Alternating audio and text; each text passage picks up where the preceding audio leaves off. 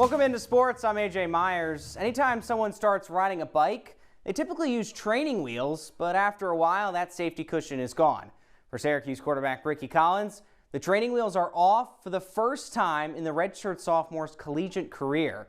With QB1 Steve Angeli out for the season, Collins makes his first ever start on a collegiate field. Well, we know Fran Brown hates to lose, so much so that he may skip a shower. Here's what the coach had to say immediately following the loss to Tennessee.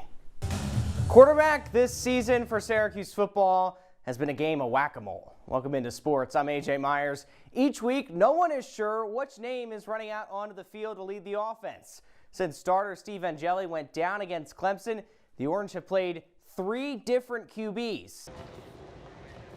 Syracuse ahead of pace 29-27 at halftime in the Orange's final exhibition contest before the regular season play starts. We welcome you inside our Newhouse studios for the ACC Network Extra Halftime Report. AJ Myers joined alongside Hudson Ridley. And Hudson, it was an exciting first half. I don't think fans expected Pace to come out with the energy they did. Welcome to NCC Sports. I'm AJ Myers. ACC play so far for Syracuse men's basketball has been filled with nail-biters. 3 of the 4 games have been decided by 10 or fewer points, and the one that was not was just an 11-point victory over Pitt. A trip to Chestnut Hill continued the trimming of nails. Captain J.J. Starling says he feels he's played his best basketball in recent days, but no one has played better than Donnie Freeman, getting the and-one contact to put the Cuse up early. But the story of the game for the Orange would be the turnovers. Nate George coughing it up, leading to an Aiden Shaw dunk that gives the Eagles the lead. Yet SU went into the halftime locker room up 5. Midway through the second frame, Nate Kings heated up from beyond the arc, canning a season-high 5 triples. Yet Boston College proved to be pesky all game long. Fred Payne navigating through the traffic for 2, locked up at 55. It would be Kings again. This time, though, he's doing it in the paint. With 12 seconds left, though, BC needed a basket. Where would they go? They shot the 3-ball pretty well all day. Donald Hand Jr., 4-3, down it goes. We got overtime. I told you it was another nail-biter. In the extra session, a posterizing dunk from Jaden Hastings, and that would do it for the Orange, scoring just 9 points in OT, falling to the Eagles 81-73. Here's Coach Adrian Autry on the problems down the stretch. We didn't finish the game the way we needed to finish the game. It's going to be close games like this all year, and we have to be able to come through and get those done and finish those. And we didn't do the job tonight. You can't win and beat anybody with 18 turnovers, right? Like 18 turnovers and the turnovers that led to points. And I thought that was the difference. The defeat is Syracuse's second quad 3 blunder of the year. The Cuse are back Wednesday night against Virginia Tech. Well, guys, you mentioned a lot of players on the SU roster there, but did not mention Layla Filia. And when Layla Filia came over to the Salt City, the hope was that the point guard would assert her scoring prowess in Coach Jack's offense. At times, that has been the case, like a career-high 38 points against Virginia, or when she was racking up close to the 20-point mark. Yet the player has only averaged 14 points a game this season. The issue for Filia is the shooting, at times throwing up numbers well below 40%. And when Filia does not have the ball falling through the net, the Orange are not scoring a win in the win column. These games were either blowout defeats or, like against North Carolina, Syracuse just needed a little more offensive juice to get over the line. Especially with no Dominique Darius, Filia must be at her best. Of course, it's not just individuals deciding the result. Team play as a whole is pivotal for any outcome. And for how these teams stack up on the defensive end, we swing it back over to Alex and Dan. Yep, Jared, you hit the nail on the head. Those kills. So I spoke to a few players after the game, and they said right when they went to the halftime locker room, Coach Autry said, hey, guys, we're lacking in kills. No kills so far. Second half, they get those kills. Another really interesting thing that Coach Autry told us after the game, it's something called the juicing station. What is the juicing station? It's the bench, and it's headlined by none other than Noah Lobdell. He's controlling this juicing station. That's what Coach Autry's calling it. And he's really emphasizing that his bench be that energizer bunny for this team, making sure that they have the energy on the defensive end. Coach Autry was not happy with the juicing station in the first half. Second half, he liked it a lot better. So that's something, a storyline that's definitely going to be interesting to see how that plays out through the rest of the season. But guys, the switch from last year to this year cannot be emphasized enough. Whether it's on the offensive end or the defensive end, it really just seems like an entirely different team, and it seems like an entirely different coaching style from Adrian Autry too. Whether it's this juicing station thing he's got going on the bench or just the way he's analytically looking at the game, a lot has really changed for Syracuse from last year, and 3 games in, it looks really promising. St. Joseph's last year did not see postseason lacrosse, although they have in years past with their previous head coach Taylor Way. He left for the Penn job, and that now means Scott Meehan takes the helms of this Hawks program. Here is maybe one of their most dangerous players on the ball.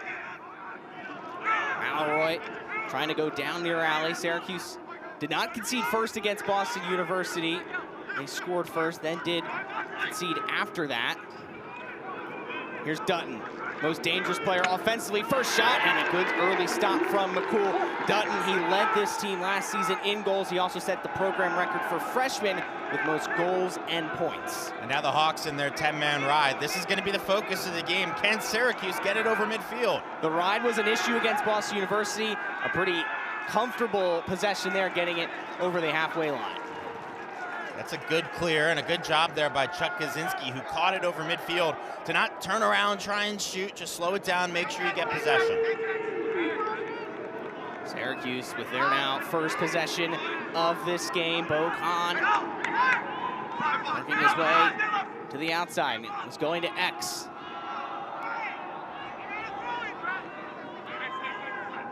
The Hawks a lot more comfortable with Spallina hung behind the net than many other teams. Spallina playing that quarterback role, behind the back effort.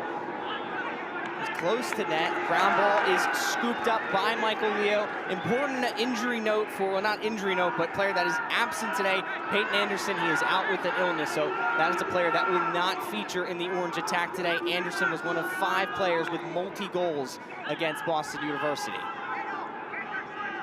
With Michael Leo, he loves to operate in tight spots. Just whisked that one by the goal.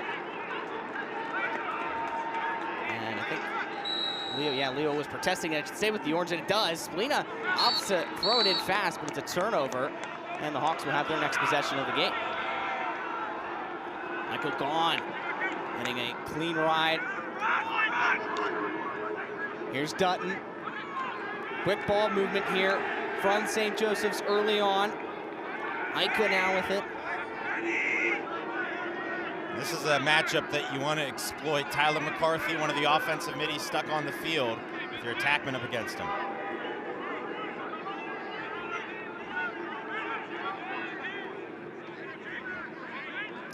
Adam, you mentioned the size of this team. That's something that Coach Meehan really preaches. Once the offseason workouts, those are important parts of really the foundation, and he feels this is, in his 6 years now with the team, 6+ years, he feels this is one of his strongest physical teams he's ever had. And you can just see on the field, they match up pretty well size-wise with Syracuse. It doesn't really look like the last game against Boston University, where they were a lot smaller. Dutton trying to navigate towards goal. He's definitely the one to watch in terms of the goal scoring for this St. Joe's team.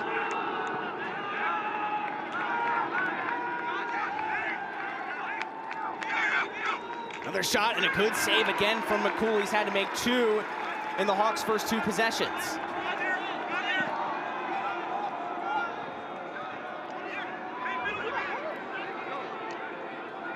So Syracuse moving Joey Spallina over midfield, pushing the LSM onto the offensive end, and it's working. Great patience there to break the 10-man ride. Gary Gate preached all week long, we have to do better with the 10-man ride. It's that simple. We didn't do good enough against Boston University, and against St. Joseph's, that's all they want to do, so you really have to execute well there. If anything, it works out pretty well for the Orange. That one of the biggest weaknesses the last couple of years you get to work on at the start of the season.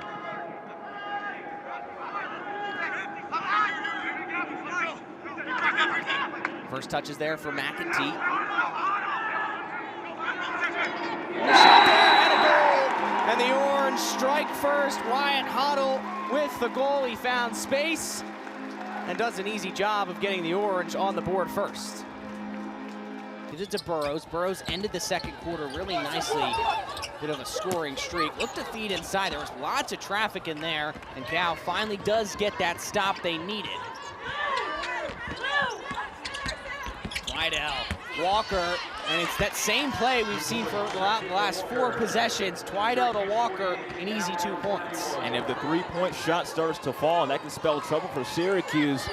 But if Sakima Walker has been the hot hand for this Bears offense in this second half, they just need to build on great, strong defensive possessions, and they could be right back in this game. Filia trying to stop that. She can't quite find her shot to start this third quarter.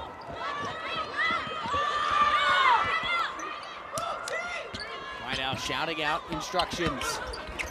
Swinging the ball, Filia comes away with it. It bounces off the official. It stays in balance, and Filia will open her account for the second half with a steal and easy deuce. And Coach Smith is protesting. She's very upset the official that possession continued despite hitting off the official on the sidelines, and I kind of don't blame her as Syracuse cashed in transition. It looked as though the ball was gonna trickle out of balance, so Syracuse catching a break there. Walker getting it from Twidell. This time she traveled. Syracuse had 2 travels in the first half, and here's that play with the official that Cal's head coach Smith was not too happy about. Filia tipped it, and it looked as though it never did go out of balance. The official was, though, standing out of balance. So if that was a player, it would have been out of balance. But, of course, the official is kind of a different category. For sure. Darius' jumper is short, but Filia comes up with a long offensive board. Both teams priding themselves on the offensive glass. Filia off to Burrows. That shot doesn't go, but another possession for Syracuse. Cal just can't get those stops they need, and Burrows makes sure Syracuse doesn't leave empty-handed. You know, rebounding, and especially offensive rebounding, is really about hunger. It's about want. And on that first offensive rebound, California just was not hustling right there to get the offensive board. And they paid the price, and so far they're back at the largest deficit they've faced this game. Tie up inside, and it's a blocking foul.